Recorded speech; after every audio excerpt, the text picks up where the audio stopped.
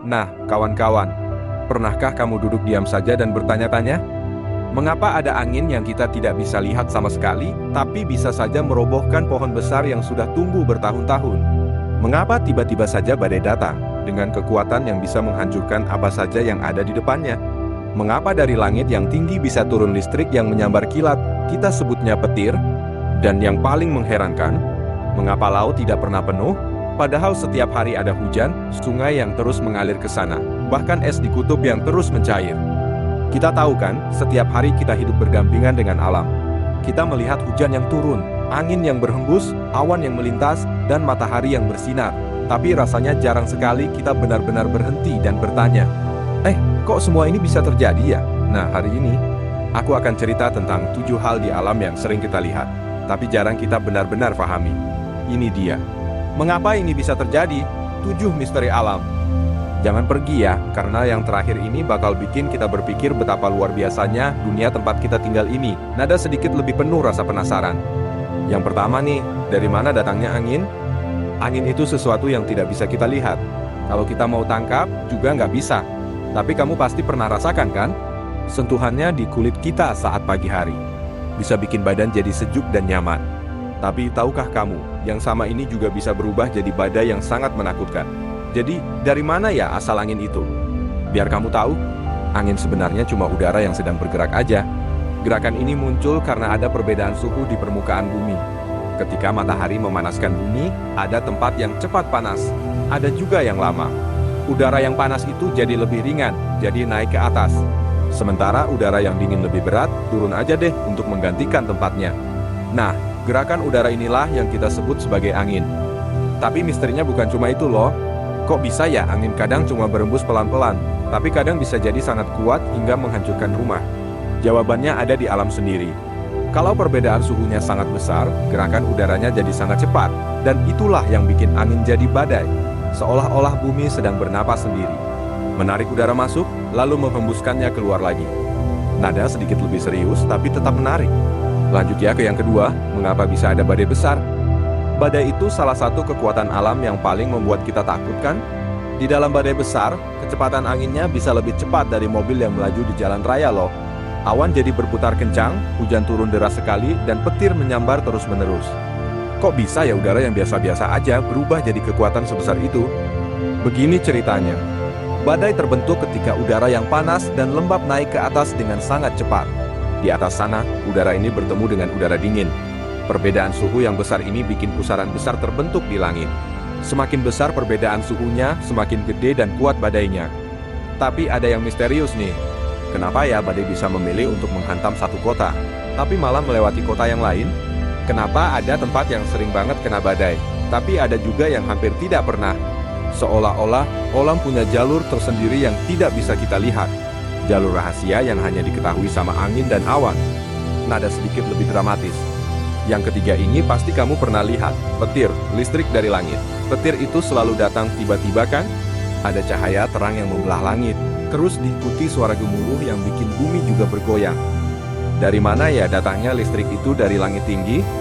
Di dalam awan badai, ada banyak sekali partikel air dan es yang saling bertabrakan terus-menerus. Tabrakan ini bikin muncul muatan listrik positif dan negatif. Sampai suatu saat, muatan itu jadi terlalu banyak dan harus keluar dari sana. Nah, tujuan yang paling dekat buatnya adalah bumi kita. Itu sebabnya petir sering menyambar pohon, menara, atau bangunan tinggi, karena listrik selalu cari jalan tercepat ke tanah. Tapi tahukah kamu? Setiap detiknya, ada ribuan petir yang terjadi di seluruh dunia. Tapi kita hanya bisa lihat sebagian kecil saja.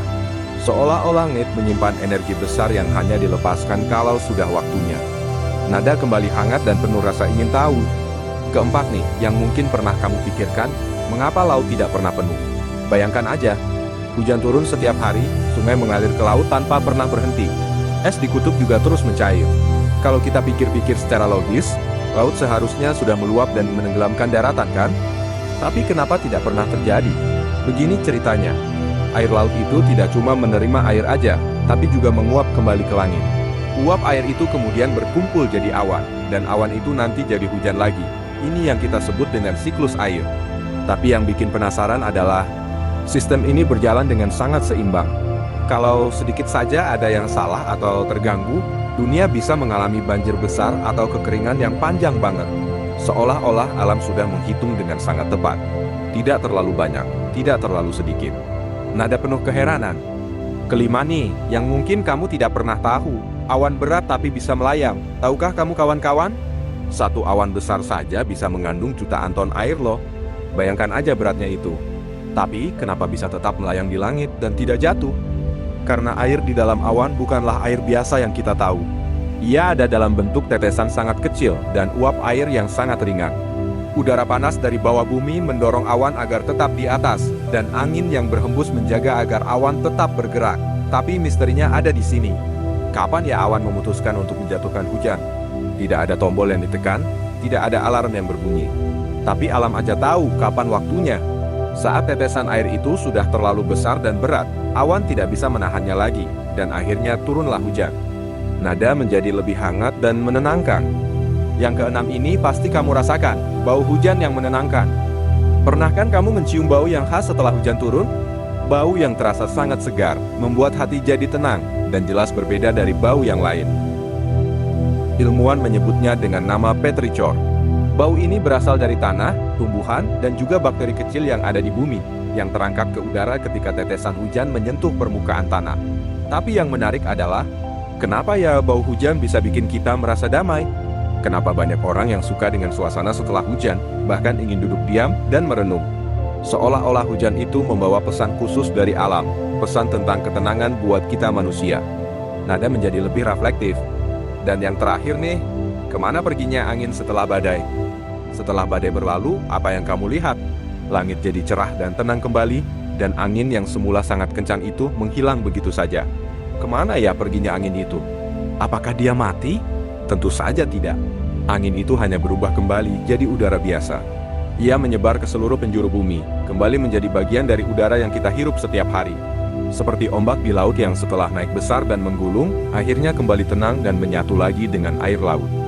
Tapi ada satu hal yang bikin kita berpikir, kenapa ya alam selalu bisa kembali ke kondisi seimbang? Kenapa setelah ada kekacauan dan kerusuhan, pasti datang waktu untuk ketenangan? Seolah-olah ada hukum yang tidak terlihat, yang selalu menjaga agar dunia ini tetap bisa hidup dan berjalan dengan baik. Nada tenang dan penuh makna. Nah, kawan-kawan, dari angin yang berhembus, badai yang datang, petir yang menyambar, awan yang melayang, laut yang tidak pernah penuh, hingga hujan yang membuat hati jadi tenang. Semua ini terjadi setiap hari di sekitar kita. Tapi rasanya jarang sekali kita benar-benar merenungkan maknanya. Misteri alam ini sebenarnya mengajarkan kita satu hal yang penting, bahwa dunia ini tidak berjalan dengan sembarangan. Ada keteraturan yang tersembunyi, ada keseimbangan yang selalu dijaga, dan ada sistem yang luar biasa kompleks, tapi tetap berjalan dengan baik. Semakin kita mau belajar dan memahami alam, semakin kita menyadari bahwa kita manusia ini hanya bagian kecil dari dunia yang sangat luas dan luar biasa ini. Nada kembali ramah dan hangat. Kalau kamu suka dengan cerita tentang misteri alam dan keajaiban dunia seperti ini, jangan lupa kasih suka, berlangganan ya, dan bagikan cerita ini ke kawan-kawan kamu juga. Banyak lagi cerita menarik tentang dunia kita yang belum kita bahas bersama. Terima kasih sudah mau dengerin ceritaku sampai akhir. Sampai jumpa lagi di cerita selanjutnya ya kawan-kawan.